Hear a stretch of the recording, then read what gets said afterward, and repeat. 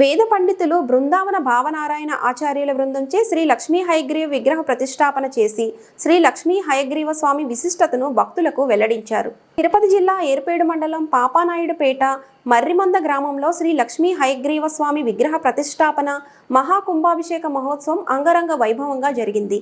మహాకుంభాభిషేక మహోత్సవం మేళతాళాలు, మంగళ వాయిద్యాలు, భక్తజన సందోహం నడుమ కన్నుల పండుగ వాతావరణం నెలకొల్పింది.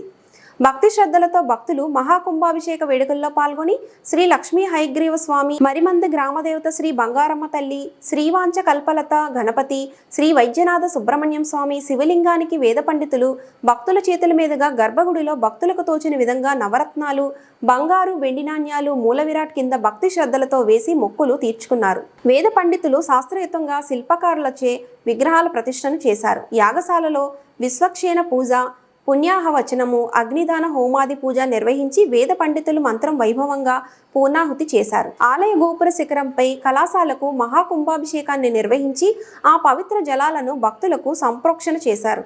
ప్రధాన వేద పండితులు భావనారాయణాచార్యులు వారిని ఆలయ కమిటీ చైర్మన్ గిరిప్రసాద్ రెడ్డి ఆలయ మర్యాదలతో ఘనంగా సత్కరించారు. ఈ సందర్భంగా భావనారాయణ ఆచార్యులు శ్రీ లక్ష్మీ హయగ్రీవ ఆలయ విశిష్టతను, హయగ్రీవ అవతార సందర్భాన్ని మీడియాకు వెల్లడించారు. అందరికీ హృదయపూర్వక ధన్యవాదాలు. చాలా సంతోషం. ఈరోజు లక్ష్మీ హయగ్రీవ స్వామి అంటే ఇప్పుడే మనం హయగ్రీవ స్వామి ఇక్కడ మన కొండ మీద కూడా పోయినప్పుడు దశావతారాలతో పాటు మూలమైనటువంటి వెంకటేశ్వర స్వామి దీంట్లో కూడా హయగ్రీవ స్వామి మనం చూస్తే ఎట్లుంటుందంటే తమాషా సుబ్రహ్మణ్య స్వామిని పెట్టారు. ఆయన వాహనమేమో నెమలి, మళ్ళా ఆయనకి సుబ్రహ్మణ్య భుజంగం అంటారు, ఆయనే సర్పం. ఇవన్నీ మనం చూసినప్పుడు ఒకదానికోటి. మళ్ళీ నెమలికి వైరం.